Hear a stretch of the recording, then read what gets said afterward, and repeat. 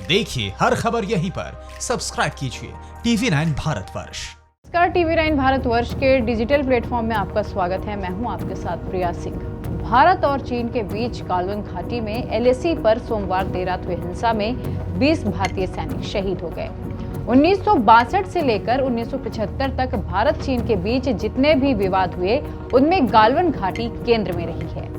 गालवन घाटी का नाम आजकल हम सभी की जुबान पर दोबारा है। गालवन घाटी का नाम आते ही एक अनसुने इंसान की कहानी भी याद आती है जो बेहद कम लोगों को पता होगी।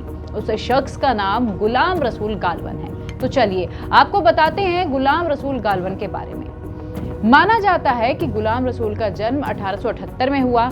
गालवन लेह के रहने वाले थे। गालवन को बचपन से ही नई चीजों को खोजने और उसके बारे में जानने का काफी शौक था।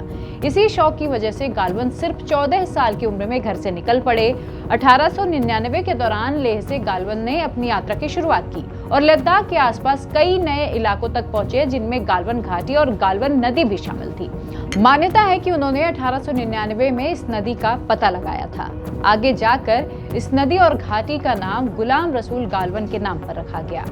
अपनी यात्रा के शौक के चलते गालवन बेहद कम उम्र में ही एडवेंचर ट्रैवलर और एक्सप्लोरर कहे जाने वाले सर फ्रांसिस यंग हस्बैंड की कंपनी में शामिल हो गए। माना जाता है कि सर फ्रांसिस यंग हस्बैंड के साथ रहने के दौरान ही गालवन ने काम चलाऊ अंग्रेजी बोलना और पढ़ना, यहाँ तक कि कुछ हद तक लिखना भी उन्होंने सीख लिया था।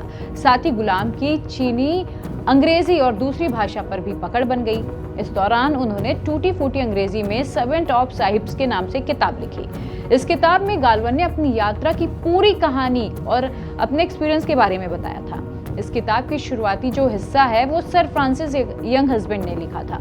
गालवन ने किताब में अपनी माँ की सुनाई एक कहानी भी साझा की थी, जिसमें ये बताया गया कि उस वक्त कश्मीर में हिंदू महाराजाओं का राज था।